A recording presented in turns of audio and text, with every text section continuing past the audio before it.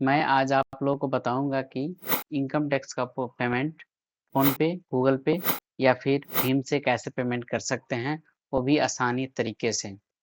तो चलते हैं स्क्रीन की तरफ और जानते हैं कि कैसे हम लोग फोन पे, गूगल पे से इनकम टैक्स का पेमेंट आसानी से कर सकते हैं। सबसे पहले गूगल में जाएंगे और वहाँ आप टाइप करेंगे इनकम टैक्स लॉगिन। वहाँ पे आएगा खुलकर income e portal dot income tax dot GOV। Direct इसको भी टाइप कर सकते हैं। इस पे क्लिक करेंगे। क्लिक करने के बाद हमारे पास नेक्स्ट विंडो खुल कर आएगा। वहाँ पे हमसे मांगा जाएगा कि अपना पैन कार्ड इंटर कीजिए। पैन कार्ड इंटर करने के बाद हम लोग कंटिन्यू पे क्लिक कर देंगे।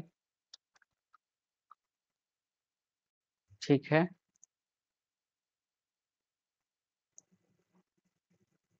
पैन कार्ड इंटर करने के बाद हम लोग आगे बढ़ेंगे और ये please confirm your secure access message पे चेक करेंगे या फिर उसको टिक आउट कर देंगे और फिर यहाँ पे अपना पैन कार्ड का जो पासवर्ड है, जो इनकम टैक्स पोर्टल का पासवर्ड है, उसको एंटर करेंगे।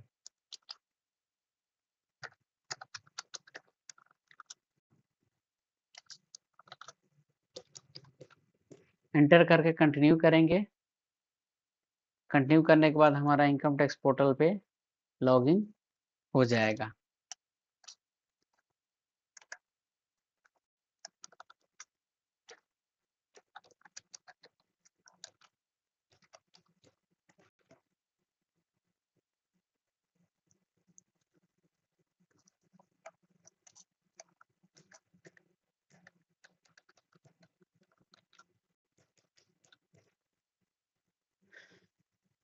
फिर हम जाएंगे ई फाइल में।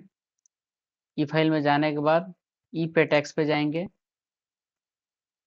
ई पे टैक्स में जाने के बाद आपको सबसे पहले जाना है न्यू पेमेंट ऑप्शन पे। न्यू पेमेंट ऑप्शन में सबसे पहला जो डायलॉग बॉक्स दिखेगा उस पे आपको क्लिक करना है, जिसमें एडवांस टैक्स लिखा होगा। एडवांस टैक्स पे क्लिक करेंगे। इसमें से यहाँ से आप सेल्फ असेसमेंट टैक्स भी डिपॉजिट कर सकते हैं। फिलहाल मैं एडवांस टैक्स का बात कर रहा हूँ क्योंकि कल लास्ट डेट है एडवांस टैक्स जमा करने का, इसलिए मैं उसी को अभी कंटिन्यू करता हूँ। यहाँ पे आएंगे, असेसमेंट ईयर सेलेक्ट करेंगे जो किस असेसमेंट ईयर के लिए आप जमा करना चाहते हैं। यहाँ पे एक चीज समझ लीजिए कि असेसमेंट ईयर वो, यहाँ पे देखिए असेसमेंट ईयर वो ईयर होता है जिसमें हम लोग जो टैक्स अर्न करते हैं उसको डिपॉजिट करते हैं, और जिस साल में हम लोग पैसा अर्न करते हैं उसको हम लोग फाइनेंशियल ईयर कहते हैं। और जिस साल में जो टैक्स जो हमने इनकम कमाया उसका पेमेंट करते हैं, असेसमेंट करवाते हैं, उसको असेसमेंट ईयर कहा जाता है। यहाँ पे मेरा असेसमेंट ईयर हो जाएगा 26-27, क्योंकि मैं 25-26 के लिए एडवांस टैक्स जमा करना चाह रहा हूँ। फिर यहाँ पे सेलेक्ट करेंगे major head, minor head advance tax का 100, और उसके बाद कंटिन्यू कर देंगे। यहाँ पे हम लोग टैक्स का अमाउंट देंगे, फिर हम लोग इसको कंटिन्यू कर देंगे। अब यहाँ हमारे पास ऑप्शन हो गया नेट बैंकिंग, डेबिट कार्ड, पे एट काउंटर, RTGS, NEFT और पेमेंट गेटवे इंक्लूडिंग UPI। आज हम लोग जानेंगे UPI से कैसे पेमेंट करते हैं, क्योंकि हमने वीडियो को शुरू में ही कहा कि हम फोन पे से कैसे पेमेंट करें, उसको आज बताने वाले हैं। तो यहाँ पे कैनरा बैंक दिया हुआ है, फेडरल बैंक दिया हुआ है, HDFC दिया हुआ है, ICICI दिया हुआ है, कोटक दिया हुआ है, SBI दिया हुआ है। ये एक गेटवे है पेमेंट करने का। ये जरूरी नहीं है कि यदि ये बैंक आपके पास है तभी आप UPI से पेमेंट कर सकते हैं। आपके पास दूसरा बैंक है, उससे भी आप पेमेंट कर सकते हैं। ये एक गेटवे है, इसमें से जो बैंक का गेटवे आपको अच्छा लगे उसको सिलेक्ट कर सकते हैं। मेरे लिए अच्छा लगता है कोटक महिंद्रा बैंक, इसको सिलेक्ट कर लेता हूँ। फिर मैं कंटिन्यू करता हूँ। कंटिन्यू करने के बाद हमको यहाँ पे फिर दोबारा से कंफर्म किया जा रहा है इन्फॉर्मेशन, क्योंकि जो आपने एंटर किया है वो सब सही है, एक बार देख लीजिए।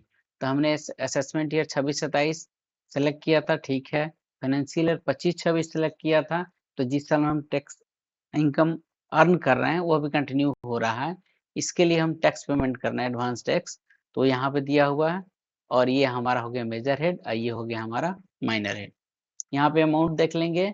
यहाँ पे चाहे तो आप इसको पे लेटर के लिए भी रख सकते हैं, लेकिन हमको अभी टैक्स पेमेंट करना है, इसलिए मैं पे नाउ पे क्लिक कर देंगे। ठीक है, अब ये पूछ रहा है टर्म्स एंड कंडीशन, जो पॉइंट में लिखा है इनकम टैक्स डिपार्टमेंट डिक्लेरेशन मांगता है, उस सारे को आप पढ़ के यहाँ पे एग्री कर दीजिए। फिर ये सबमिट टू बैंक चला जाएगा। अब ये जो आपने गेटवे, जिस बैंक का गेटवे आपने सेलेक्ट किया उस गेटवे के पेज पे चला गया। वहां पे आप email ID, mobile number optional है, आप चाहे तो दे सकते हैं, नहीं दीजिएगा तो भी चलेगा। यहाँ पे इसको confirm and understood terms and condition, यदि टर्म्स एंड कंडीशन आपको पढ़ना है तो आप यहाँ से पढ़ सकते हैं, फिर इसको स्किप करके आगे बढ़ सकते हैं। अब यहाँ पे ऑप्शन आ जाएगा हमारा यूपीआई से पेमेंट करने का, तो सबसे यहाँ पे आखिरी में आएंगे, तीसरे नंबर पे इस पे क्लिक कर देंगे, शो क्यूआर कोड पे क्लिक करेंगे और ये हमारे पास स्क्रीन आ जाएगा। इसको हम लोग अपने फोन पे, गूगल पे, पेटीएम या फिर अदर प्लेटफॉर्म जिससे आप स्कैन कर सकते हैं क्यूआर कोड को, उससे स्कैन करके अपना पेमेंट आसानी से कर सकते हैं। आपको बैंक जाने की जरूरत नहीं है, आप घर बैठे अपने फोन पे से इनकम टैक्स का पेमेंट कर सकते हैं। आपके पास जरूरी नहीं है कि आप जाकर बैंक से आरटीजीएस करवाएं या फिर आप एनईएफटी या फिर बाकी अल्टरनेटिव ऑप्शन से। यदि आपको डिफिकल्टी होती है बैंकिंग चैनल में या फिर इस तरह का फॉर्म वगैरह भरने में दिक्कत आती है, तो आप इस ऑप्शन को चूज कर सकते हैं, जिससे आपको परेशानी नहीं होगी, वो भी घर बैठे आप पेमेंट कर सकते हैं। यदि आपका कोई कंसल्टेंट है तो आप उनसे बोल सकते हैं कि हमें क्यूआर कोड भेजिए, हम उससे पेमेंट करेंगे। इससे क्या होगा कि आपका जो payment direct income tax portal पे जाएगा और उसका जो पेमेंट ऑप्शन आएगा उसमें क्लियरली मेंशन है कि ये इनकम टैक्स का पेमेंट है, टीन 2 करके आता है, उससे आप पेमेंट कीजिएगा, वो सीधे सीधे आपके इनकम टैक्स पोर्टल पर डिपॉजिट हो जाएगा और फिर आप उसका चालान को आप बाद में जाकर पोर्टल से डाउनलोड कर सकते हैं। यहाँ पे हमारा वीडियो खत्म होता है, फिर मिलते हैं अगले वीडियो में एक नए टॉपिक के साथ। तब तक के लिए धन्यवाद।